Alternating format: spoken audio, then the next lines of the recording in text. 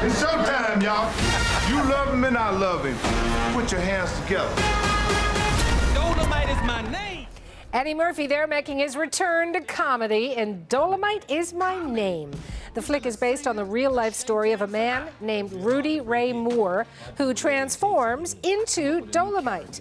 The comedy opens in theaters this weekend in Toronto and also in Vancouver. But if you're not in either of those two cities, no problem, because Dolomite will get its Netflix debut October 25th. CBC film critic Eli Glasner got a sneak peek. This story, where does it begin? Well, with Rudy Ray Moore, and he's a comedian, but his style is kind of musty, works at a record shop, makes records of his own. People aren't really buying them. One day, a hobo comes into the record shop, starts telling these outrageous stories, and Rudy, the kind of mind he is, he takes out his tape recorder, starts listening to these stories, thinks, you know what?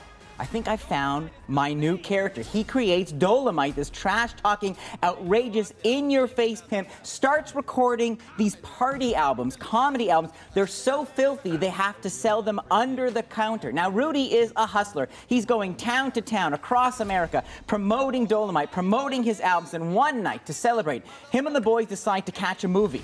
The movie they decide to watch is The Front Page with Jack Lemmon and Walter Matthau. Probably not their thing, but I'll show you they get kind of a glimpse of their next move. Take a look.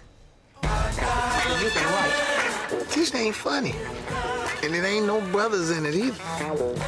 If I get up in that light with my own movie, I could be everywhere all at once. Let's bring Dolomite to the screen. The actors we hire, you're a bit doughier than them. Doughier?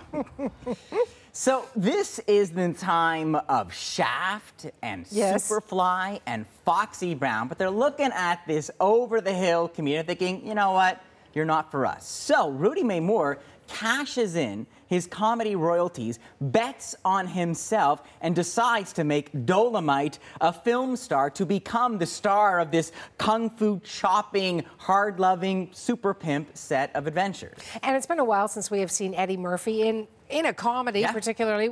Worth the wait? I would say yes. And look, the cast is ridiculous. You got Keegan-Michael Key as the screenwriter who's roped in. Craig Robinson stars as this funky musician. Wesley Snipes as the director who cannot believe what he's directing. And the thing is, nobody believed that guy, Dolomite, would work. He can barely raise his legs, never mind Kung Fu Kick. And now he has this ridiculous script with an army of Kung Fu she-devils. This movie is Ed Wood meets The Room meets The Muppet Movie. And I say The Muppet Movie because it's that idea of, like, let's make a show. Let's put on a production. The thing about Rudy Ray Moore is that just his enthusiasm. Nobody thought this would work, but he's so, like, he believes in himself, he champions himself, and he also had this kind of feeling of inclusivity. He knew what it was like to be passed over, to feel small. So he would see other people and recognize talent in them. And I'll show you a moment when he notices a woman at a bar and he thinks, okay, there's my next star. Take a look.